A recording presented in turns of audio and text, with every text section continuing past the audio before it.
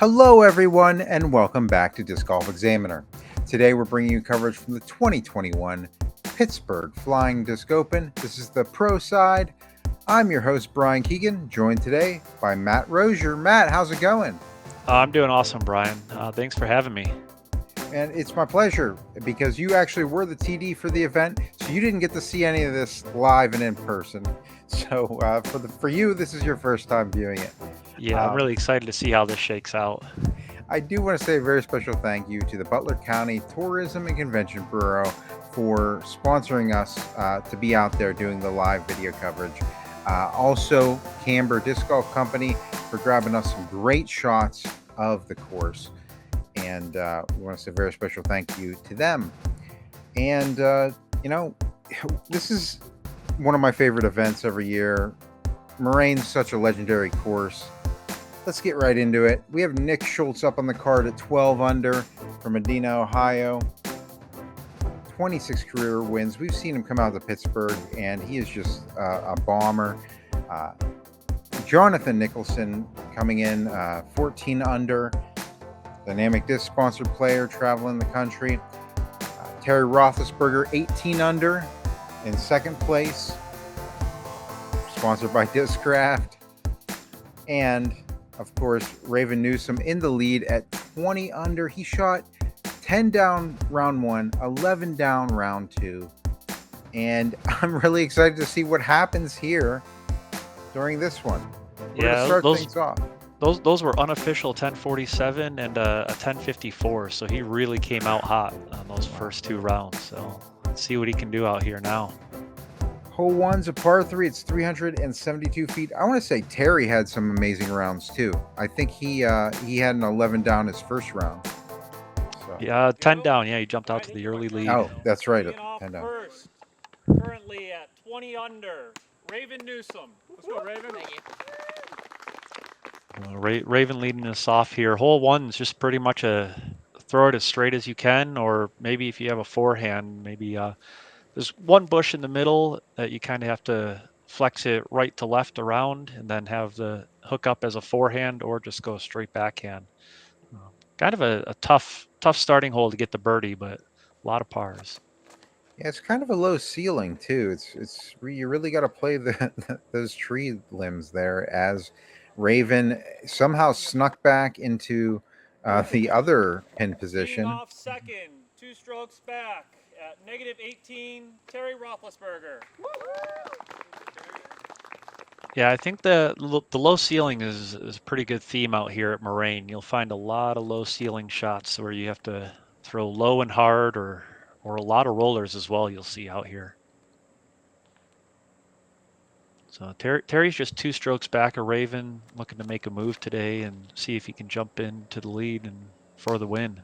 Little turned over though, gets the good kick out into the middle, so he should be able to lay up for his par pretty easy from there. 14 under, Jonathan Nicholson. Let's go, John.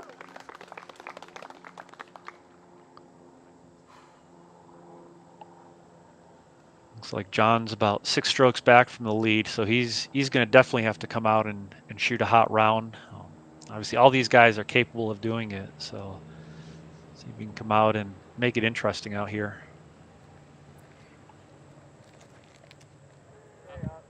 John playing that flex shot out nice, gets the skip. Oh, yeah, great skip. Yeah, it looks like it'll be about 45 feet, I think. Teeing off fourth at 12 under, Nick Schultz. Yeah, Nick. That's definitely a very common error that you'll see out here in Moraine, as we were saying with the low ceilings. A lot of low shots. And grass Nick, is very catchy. This looks great. Yes. On it. Just settle. Wow, he's past the basket there. Yeah, I was out here on hole one all weekend. That's probably the longest throw.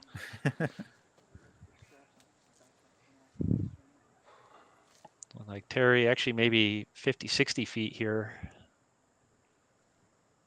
Probably going to give it a little run.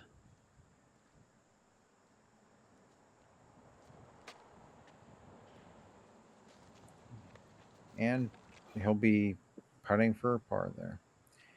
Yeah, should be a nice easy par for him.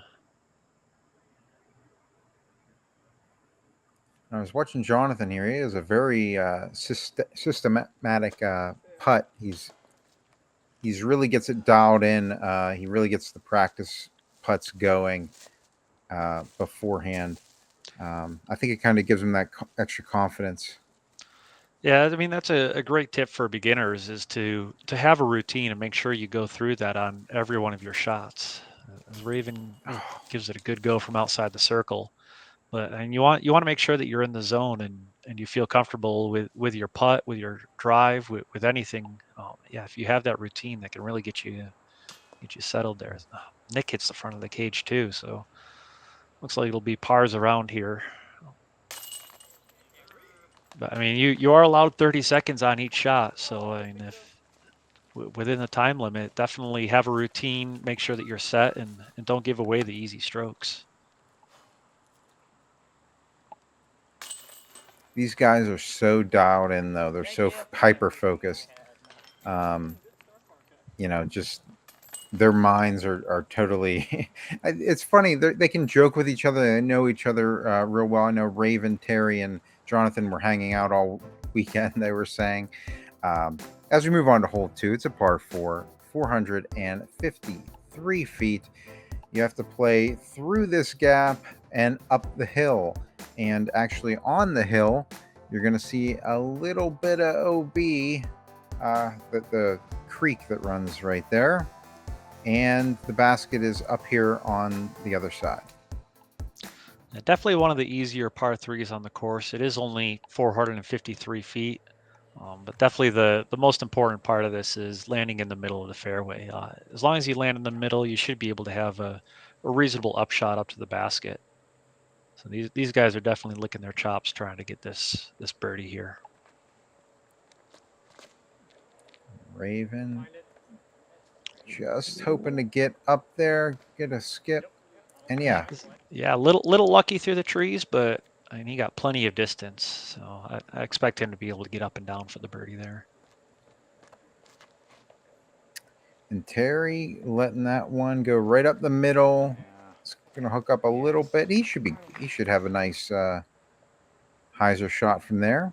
That was perfect. That looked like it was a mid-range, maybe a fairway driver, just something nice and straight. Looks like John a little bit more hyzer on it and kicks the tree and falls down, but he's still in the middle. And this is a bomber here by Nick, straight at the gap. Great skip. No. Wow, he threw it too far. Yeah. So I don't see that happen very often at all here. No, I'm really curious as whether he was going for the 2 or not. If he is trying to get over that out of bounds. I know he plays here, plays all of our tournaments here, so he definitely knows the course. I'm curious whether he was going for the eagle there or not. And it looks like Jonathan's going to leave himself a little tester putt there. Yeah, it looked like that was just outside the circle, maybe 35 feet. So a little work to do on this hole. And looks like Terry as well is going to be a little long.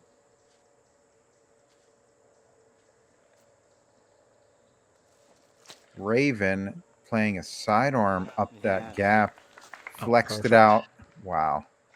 It's interesting seeing them throw forehand shots in here. I guess they just wanted to land it flat, make sure there wasn't any rolls or anything. But it is a hyzer approach, as you see Nick here. It looks like he went a little long with that up shot. Okay, so he's going to be in the woods. Come back.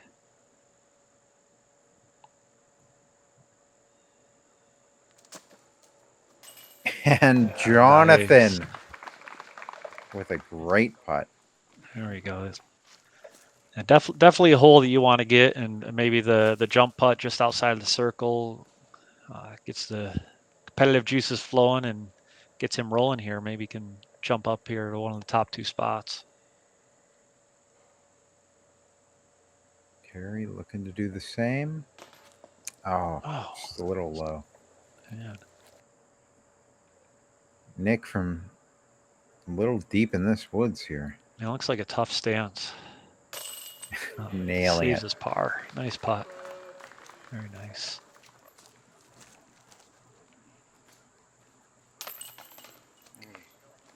And I'm not sure the gallery knew this, But this is Raven tapping in for his birdie.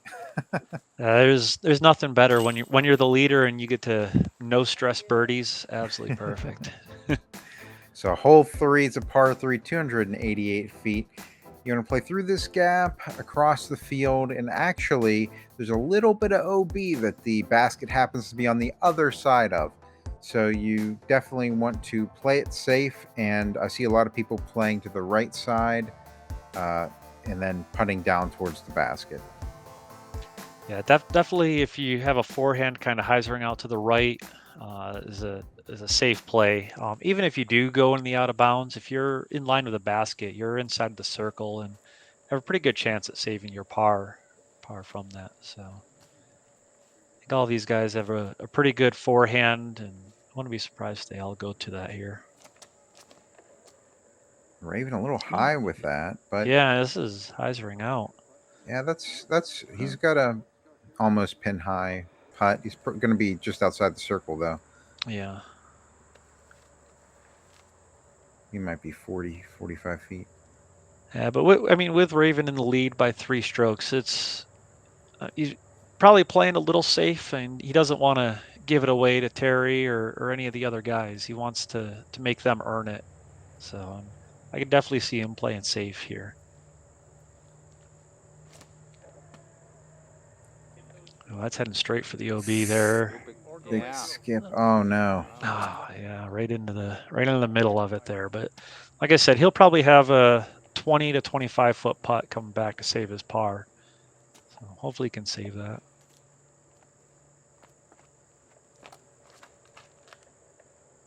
Terry. Oh, that's a great turn on it. That's gonna be right of the OB. Oh yeah, he's perfect. Nice. It's a drop in for him.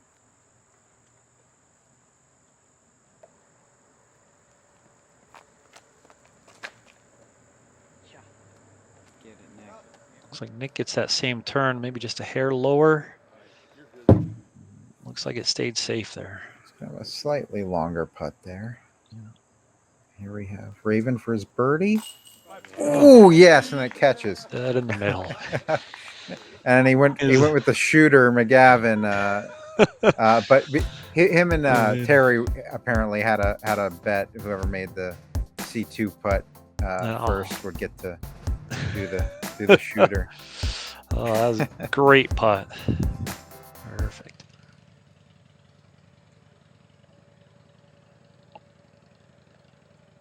Nick for his birdie. A little high left. Should be, yeah. He should be about even with the basket there. Footing wise, elevation wise. Yep. So when you're within the OB, within a meter of the OB, you can take it up to a meter. So you see here, he originally had his lie marked right on the OB to have the closest putt possible, but looks like he has a little bit better footing here, a foot or two off of it. So looks like it's about a 30 foot, maybe 28 foot putt here to save his par. And you definitely don't want to hit the cage and roll away. That's the worst thing that can happen with that OB right there. Oh yeah, definitely plenty of rollaways here, and yeah, just compounding on there. A little short again. Interesting to see all these short putts out here, because we have quite a few of the baskets are set a little low out here at Moraine. So I wonder if that's kind of getting into their head that they don't want to hit the top, so they're just coming in a little low, or what's going on here. But little shaky putts.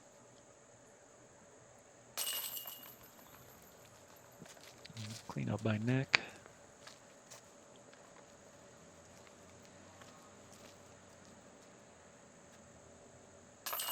Terry with the easy bird. Very nice. Holding steady with Raven there. You don't want him to jump out to too much of a lead here. You need to keep it exciting. Definitely a disappointing bogey for John there, but plenty of holes to go still. And moving on to hole 4, which is a par 4. It is 468 feet. Plays up this gap up the hill. Through these trees here. And actually to the left. Straight on through. This is the longest position for this pin, I believe, right? There's actually a couple longer ones Okay. tucked back into the right. We're trying to make a layout here that tested both backhands and forehands, and so this is one of the pins where we can get it to end off to the left. But as we kind of mentioned on hole 1, a really low ceiling on this one where you're trying to throw uphill.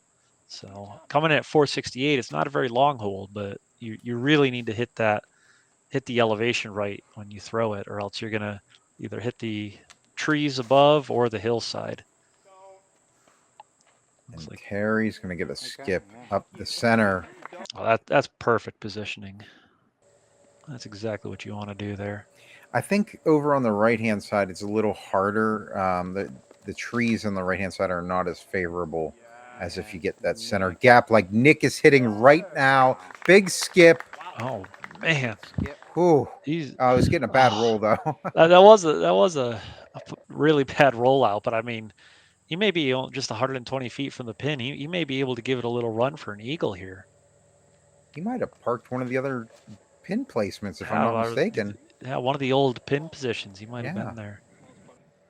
I mean, even that's not a bad shot for John. I think he can manage from there. As Raven, like you said, is over on the right a little bit.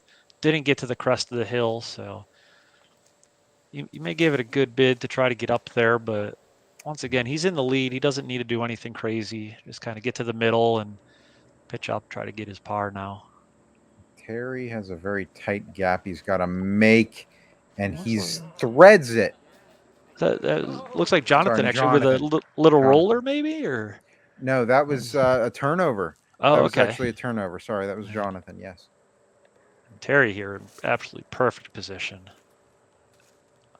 Looks like he's even kind of giving a little run, a little nose up, floaty forehand, and he'll be definitely making up a stroke here on Raven.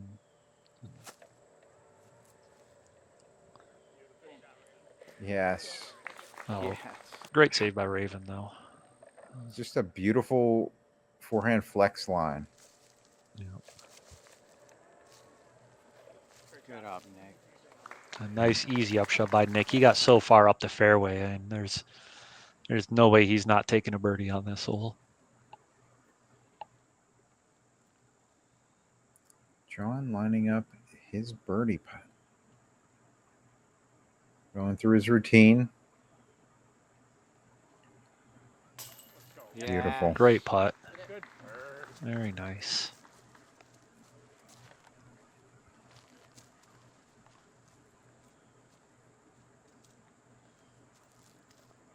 Terry for his birdie.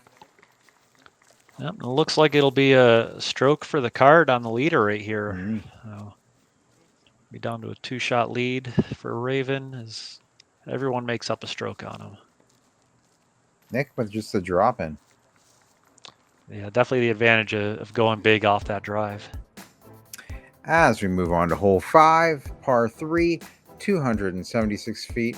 Plays through this tight gap, and you want it, if you're doing a sidearm, you want it to hyzer out to the right side here, and where the basket is here in this field. It's a little more open out here, but I got to say, I've seen every tree hit on this hole at some point.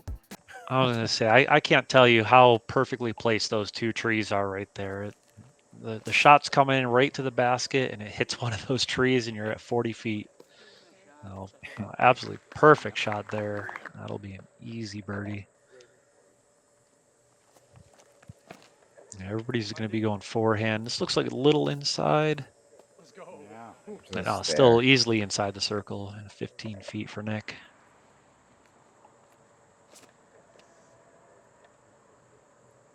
Yeah. Wow. Yeah, these guys all have really good forehands and definitely making this hole look easy here.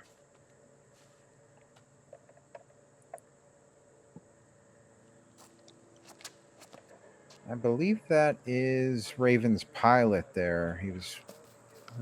He went a little wider than everybody else, and looks like he kind of hung it out to the left. Still, I think circle's edge here. Yeah, doesn't want to give up 2 strokes and 2 holes. The card. Yeah. Great putt. Yeah, this was the easiest hole on the day with quite a few people birdieing. Actually, 49% of the field birdied this hole. So, Ooh, oh, that was close. good thing Nick putts hard, because Yeah. I'm not sure that would have snuck over if he didn't.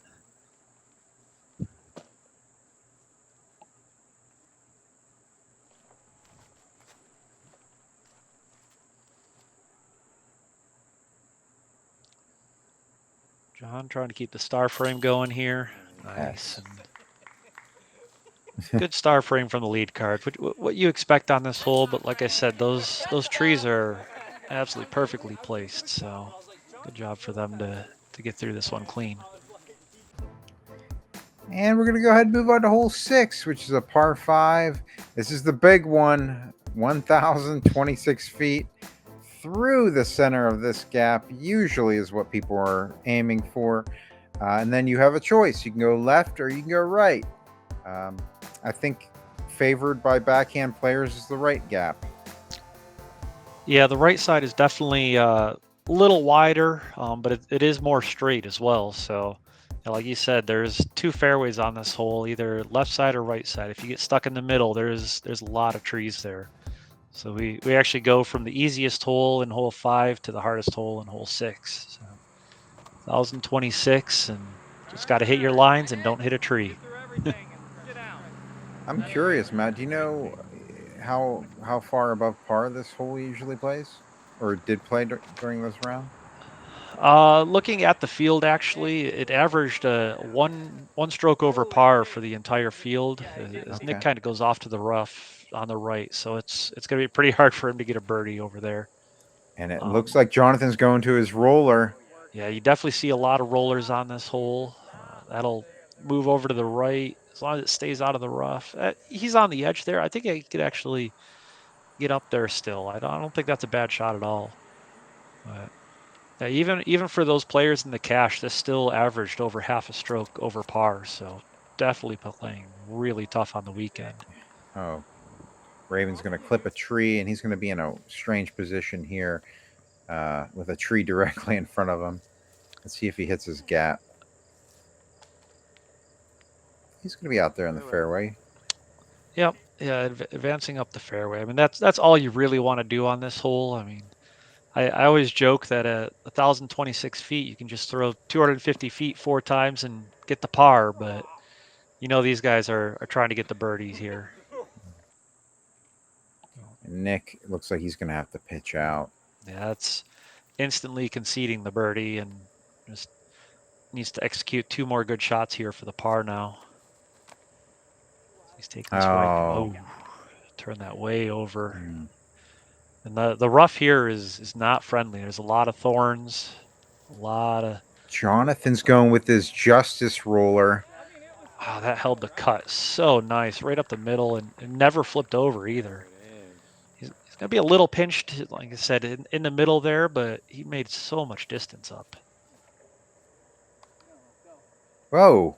Oh, that was a weird little bounce. Yeah, Ravens just skipped up and kept moving forward. That's strange. Terry. Wow, Terry. Oh, is he going to get up there for a putt? Oh, it looks like he's going to be 90 feet maybe or so. Yeah. He'll be able to give it a good run for the birdie. Nick's kind of playing from the rough here quite a bit. And yeah, you'll see this pretty often where you're on the right side, go over to the left side, going army golf, left, right, left, right. Is this the 3rd roller in a row from Jonathan? Yes. Oh, man. And he is going to be pin high, but he's long. He's circle 2. Oh. You can definitely see this hole having some teeth here as these guys are struggling to get up there for the birdie and even for the par. Raven playing that right side, having it hook up. Oh, beautiful. Tried to run it, I think. Great shot. Here's Nick from the left side rough now. Looks like he has a little gap, though. You can throw a little skip shot or maybe a big hyzer out around these trees, kind of cutting across the whole fairway. And He's going to get it all the way down there to the basket, get a big skip, and he should be putting. Nice.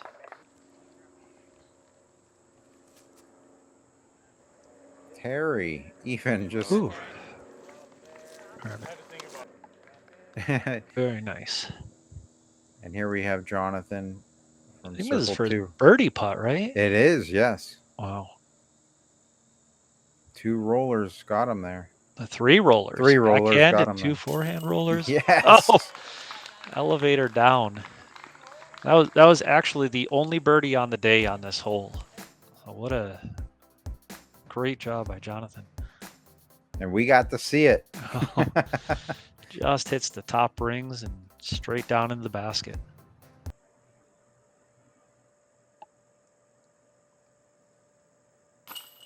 Nice putt by Raven as well, securing the par. Good save.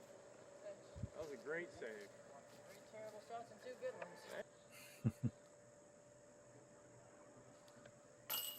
Oh, no. Nick definitely on the struggle bus. Yeah, on the weekend there were only 6 birdies on the hole, so John is definitely happy to get that one. Shows you just how tough this one is. Yeah, Nick just couldn't find the fairway, so taking the unfortunate double bogey. And hole 7, another par 3 here. Luckily, after that hard hole, we have a short one that is 345 feet. You have an open gap, usually on top of the trees that people are aiming for. But I think in a few years, we're not going to have that gap anymore. I think once these trees start growing up higher, people are going to play some different shots here. Yeah, once again, this low ceiling, you need to throw it out and over the trees here, as you see John doing. This looks maybe a little left. Highs are not a little early, but you need to throw high to get over the trees, but you need to throw low to get under the trees as well. So, well, maybe we'll open up the gap a little bit more in future years, but. Terry just clipped a branch, and he's going to be a little short there of the basket. He'll be almost pin high, but definitely circle 2. And here we have Raven with a beautiful shot. Oh, absolutely parked and it. a roll. And it looked like he threw that with a little nose up, kind of getting an air bounce out of the gap. And that's a really smart play here. Like I said, with that low ceiling right off the tee, but you need to get it up over the trees as well. So that was perfectly executed. And Nick's going to follow suit there, I think. Wait for the clap. Settle. Oh, it looks like he caught the tree right next to the basket. He'll be inside the circle. And here we have Terry. From about 45 feet? 45, yeah. Kind of hyzered out there a little before the basket. Looks like he'll be giving up a stroke to Raven and move the lead back to 3. Nick with a beautiful putt for birdie.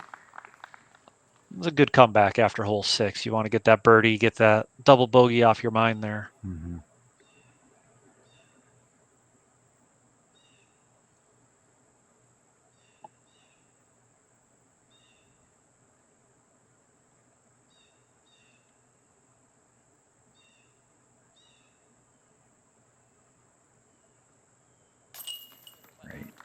Very nice putt by John. An absolute drop-in by Raven. Exactly what you want. Unbelievable.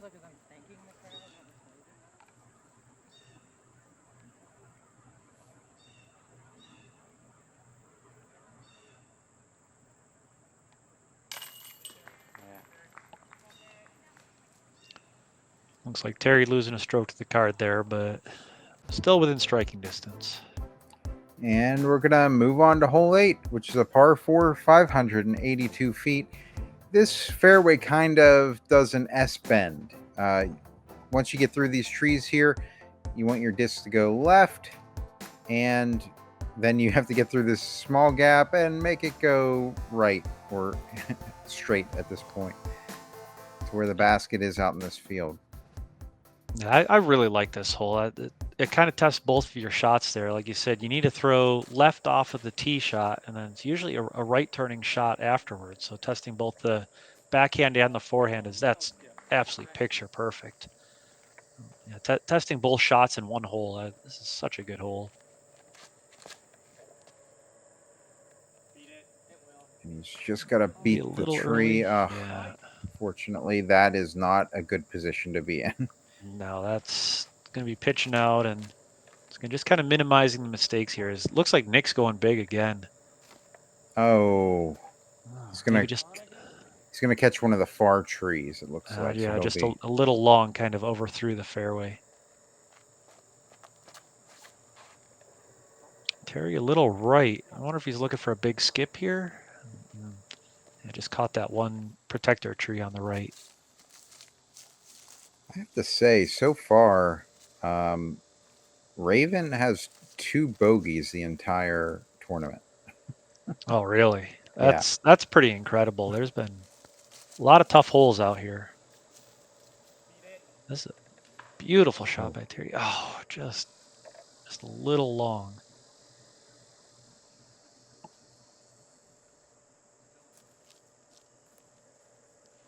This is definitely a tough shot if he's trying to get to the pin. I'm curious if he's just trying to lay up and take a par here, or I don't know. That looks full send.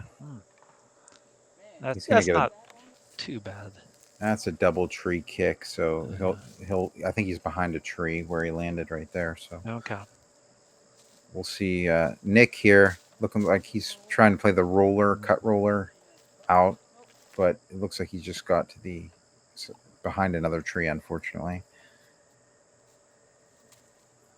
And Jonathan, he's gonna clip a tree too. Man. Wow, this is some bad breaks. Yeah, showing some teeth here on hole 8. This rough has some pretty bad thorns in it, so hopefully they aren't leaving any blood out on the course. Looks like Nick didn't roll too far in. He has a forehand up to the basket. Oh man! I don't know. He fired that so fast. I didn't even see it. I wonder if he's looking, seeing that he's 11 strokes back, and thinking that he's trying to make up a lot of strokes here, kind of running everything. Well, I know that the chase card was pretty close. He was tied with somebody for 4th. So I think he's probably trying to stay ahead of whoever he can as well. Yeah. A little bit from Jonathan there, maybe edge of circle 2. Nick definitely needs this one here to clean up the par. Oh, no. Didn't look like his normal putt there. I wonder if the tall grass kind of affected it or what.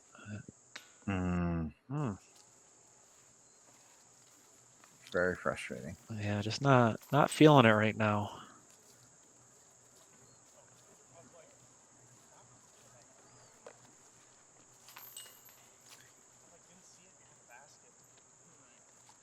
Terry with the par. Raven with his par. And Jonathan with the bogey. Yeah, unfortunate bogey there. So we're gonna head to our last hole of this particular coverage. Hole 9 is a par 3, 354 feet. This one plays out across the field and through this gap of trees here. A lot of people will play a sidearm here, have it hyzer out, right hand sidearm, hyzer out, back down into the where the basket lies here. Really nothing more to it. You need to just stay out of the rough on the right hand side, I would think. Yeah, I see a couple different ways to approach here. As Raven goes forehand, that looks I don't know. I guess that's the way to do it there. I've never seen anybody just as easily as that park this hole. Yeah, just a little flip up and then kind of push over to the right. And that was absolutely perfect. Yeah, I think he clipped the tree branch there and put him a little further right than he wanted. Yeah. do see a lot of rollers onto here to get to the pins. Looks like it's turning maybe a little too early here. Yeah. Yeah, it's going to be just outside the circle, maybe even edge of circle 2. Also see people kind of do a big turnover at it over the trees and just try to crash down next to the basket. But, Oh, Nick's going to need a big skip out of that. yeah, powerful forehand, but yeah, a little low. Nick from about 100 feet or so. Oh, jeez. Definitely running that one. Yeah.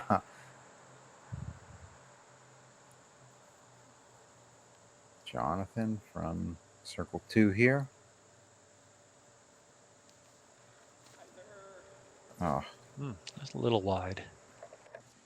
did have enough lift. Yeah, looks like Terry's just outside the circle there, maybe 35 feet.